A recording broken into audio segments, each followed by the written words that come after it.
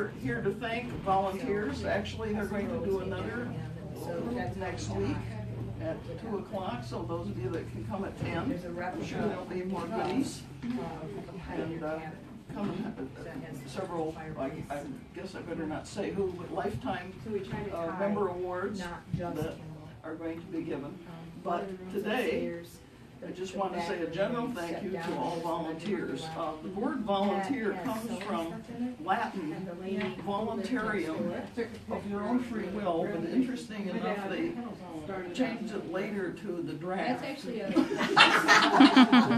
I don't know how that works, but some of you that have been volunteers, you know, you felt like you were drafted. Yeah, I think that it works. But I want to give special tribute today to a fellow that lots of you know. His name was Duff Stolz. I didn't know he ever had another name. When he was introduced to me, it was Duff. So when somebody said Garth, I said, "Who's that?" It took me a while to realize, oh, you know, we're talking about the same guy. This is Joyce, his wife, long-suffering helpmeet to all of Duff's passions. The word Garth means a garden, and it also in some languages means defender. And so I like to think of Duff that way. He was the defender of a garden of history. And I want you to think of Duff as more than a collector. I think collectors, to historians, we get sort of irritated with collectors because they don't share. They just keep it in their own house and hang on to it. But Duff was a preserver, and Duff was a storyteller. Duff was able to take the material that he had, learn from it. You know, he didn't just collect books and documents, he read them. He read them, then he created stories from them, he created lectures, he did tours of all sorts for the Adventist Village as well as for the Historical Society. Duff was always doing something like that. There are several things around right now. If you don't know, Kurt Thornton dedicated his Battle Creek History Calendar this next year to Duff, and it has images of the Battle Creek Sanitarium. You can buy this at the museum over on Jackson Street, the Battle Creek Regional History Museum. You can get it from Lakeview Card and Gift Shop. Probably you can get it at the Art Center. I think Kurt told me that they were at the Art Center too. So if you want to enjoy that. The other thing that I want to tell you, have any of you read this book yet? Okay. Duff is referenced in here. He and Mary Butler decided they were going to find every cereal company that ever existed in Battle Creek during the cereal boom in 1906. The one that sticks in my mind is celery flakes. Can you imagine folks getting up in the morning and having a bowl of celery flakes? I'm not sure there's enough brown sugar. But the other thing is that they reference this book, which I wrote, but it's Duff's book. I'll tell you how this happened. I'm walking down into the archives over at the Fieldstone building, the new Fieldstone building, not the old one. And Duff's sitting there talking to Mary Butler, and he says, "You know, Liz," I didn't know he was setting me up. That's the Tom Sawyer routine. He said, "Liz, Lena Francis Cooper is in the Michigan Women's Hall of Fame, Historical Hall of Fame, but she was a protege of Ella Eaton Kellogg, of Mrs. Kellogg, Dr. John Harvey Kellogg's wife." So I said, "Well, what does it take to get her in the Michigan Women's Hall of Fame?" Well, you practically have to do the same level of research you would if you were writing a dissertation. But Duff had a source. This is when I'm talking about collectors that share. Duff had the diary of Ella Eaton Kellogg. I love diaries. I love reading diaries.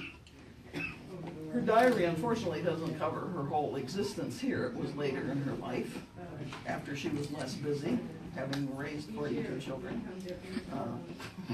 and done all these other activities. Make me tired to research her. But so we had all this stuff, so we decided to put it together.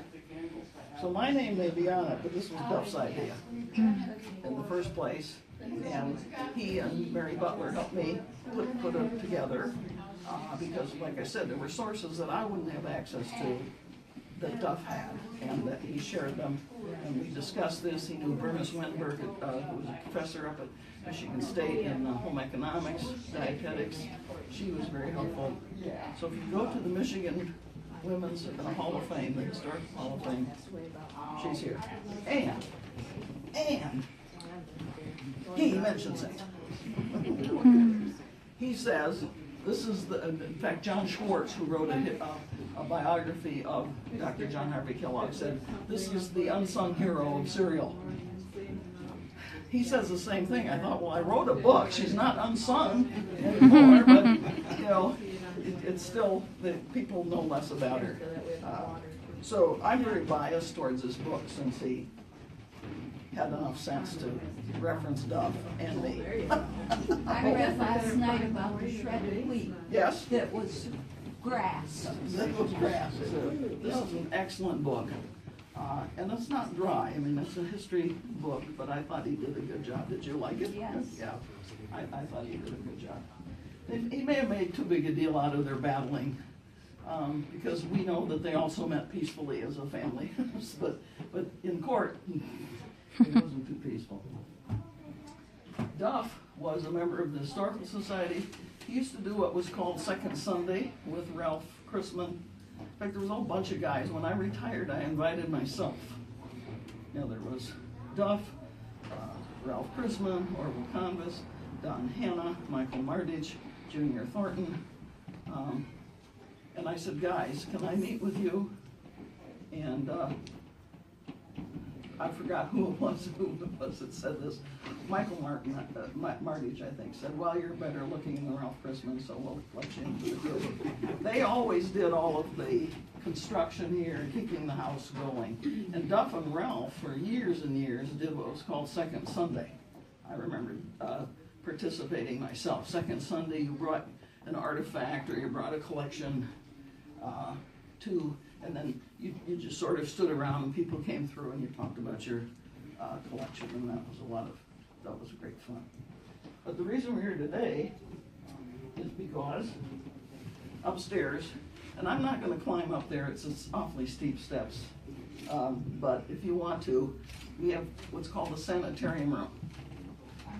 And Duff, when he came here, incidentally, I always wondered why did Duff get so involved with sanitarium? Well, Joyce was called by the Adventist Hospital here to be the director of nursing. And so Duff was in maintenance first and then in security. But he had a great uncle that they called Uncle Doc. I love that name, Uncle Doc. Uncle Doc was a doctor.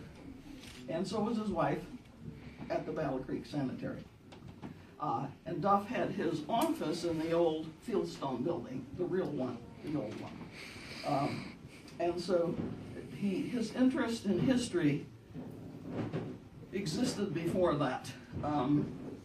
His interest in collecting stuff, like Joyce was talking to me about, Duff could repair anything, and he repaired small engines. The thing is, he kept them all when he couldn't repair them, because just in case, he might need a part. Same thing with John Deere tractors. But you know, Joyce, my grandparents did that too. I mean, farmers did that. You saved stuff. I can't remember how many times I'd won a nail. I went out in the barn and found the box of nails, the bent ones. You straighten them out, and then you use the nail. They didn't waste anything. But Duff tended to have quite a few of these things. But he also, one of the towns they lived in, am I saying this right, Joyce? Corydon, Pennsylvania. They dammed the Allegheny because they were trying to flood control, so it flooded the whole town. Before they flooded it, Duff went through every building and got what he could to preserve the history of the town. So this was well before his We moved here. yeah, well before you moved here in 1977. Okay. And incidentally, I'm not going to tell you all kinds of stuff about Duff because I want you to read my Scene magazine article next month. And also, I think the shopper's probably going to put stuff in too. So I don't want to give everything away. The Scene magazine article is a tribute to Duff, and it'll probably come out like usually is the third week of the month, so it'd be the third week of January. Okay. Rick made the mistake of telling me that I had lots of space. Usually I don't. I said, Rick, you should never tell him the story on that. But anyway, upstairs, the sand room was done by Duff. Okay, he put the whole room together, all of the history. There's a replica of the palm garden. All of you know that there was a huge garden at the sand. I mean, a real one, not a fake one. And so Duff put together a kind of replica, and there are other things up there, so that's all Duff's doing. So what we want to do is name the room after him. And it says Heritage Battle Creek dedicates the sanitarium history room to Garth Duff Stoltz in honor of his many years of keeping the legacy of the sanitarium alive through his leadership in collecting and preserving sanitarium history and being a Battle Creek history storyteller extraordinaire. If you ever heard Duff talk, he had tons of stories, tons and tons and tons. It was always fascinating how he would start out. Charles, am I aiming this right for you, or? You got it. You're in history. I'm in history. And I also had Kurt Fortin Nice. do a sketch. Do all of you know Kurt? Many of you. Kurt is an artist, and I had him do one of Velma Clay and Sojourner. I thought, well, what do I want with Duff? There's so many things. And so I said to Kurt, why don't you use the cupola? He saved the cupola of the old Fieldstone building. It's over in the children's garden at Lila Arboretum. And so he saved that, and so I thought that was symbolic. Duff saved lots of things. Somebody just told Betty Moorhead was telling me today that she worked for Kellogg's, and at the end of her career, she got tired of doing whatever supervising, and she said, I always want to work in the archives of the Kellogg Company. And guess who helped her? Duff. And she said, he had more stuff than we did. I believe it. Duff had more things that fit the Kellogg Company archivally than the Kellogg Company itself. So, that was it. And so this will also hang in the room. And I had an extra one made because I thought Joyce might like it too. And she picked this frame. Thank you, Liz. And that is for you.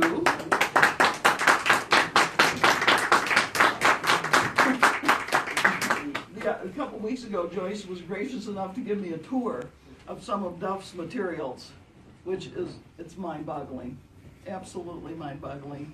And she is soldiering her way through, trying to put things in order.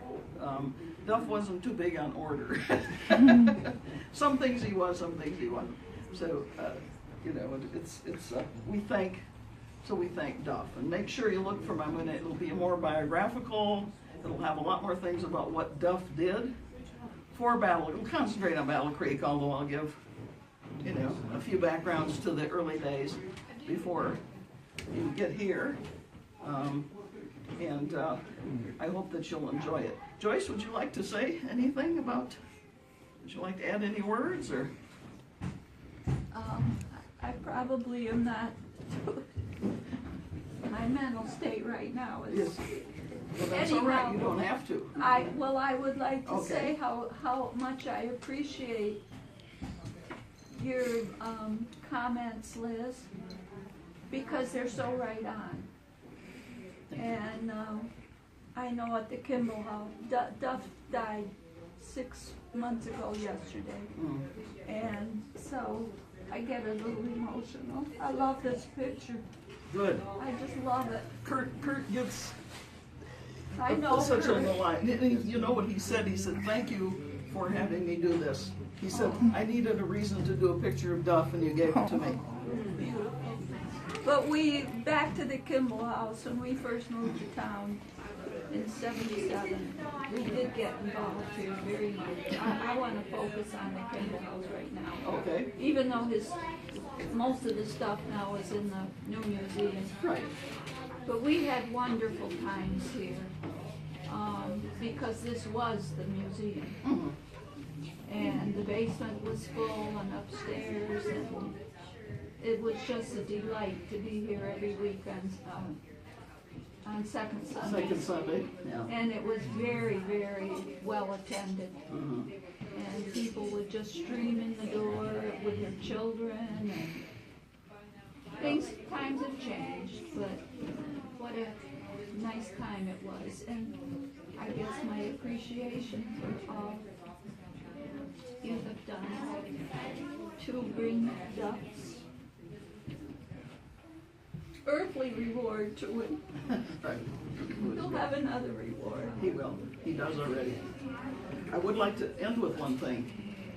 The one moment I told you about, I walked in, Duff setting me up to get Ellie to come again. The other one is the same thing. I walked into the archives, and I don't know why this happened. I mean, I don't know what topic we were on. But all of a sudden, Duff started reciting this poem. And I started reciting it with him. And Mary Butler's just looking at us like, you know, because she doesn't come from a reciting tradition. She's kind of jealous. She said, you guys come from this reciting tradition. My parents had it. I went to a church school. Believe me, we memorized and recited all the time. This is not a religious poem, however. And so I'm going to recite it. And it has special poignancy to me because it's about June. And if you know the poem, join me. If you know it, say it with me. It was so special for Duff and myself to just recite this. It's from The Vision of Sir Launfal by James Russell Lowell. And what is so rare as a day in June, if ever come perfect days? Then heaven tries earth, if it be in tune, and over it softly her warm ear lays. And where'er we look, where'er we listen, we hear life murmur, we see it glisten. Every clod feels a stir of might, an instinct within it that reaches and towers, and groping blindly above it for light, climbs to a soul in the grass and the flowers. Duff and I recited that together. It was wonderful. Thank you. Thank you.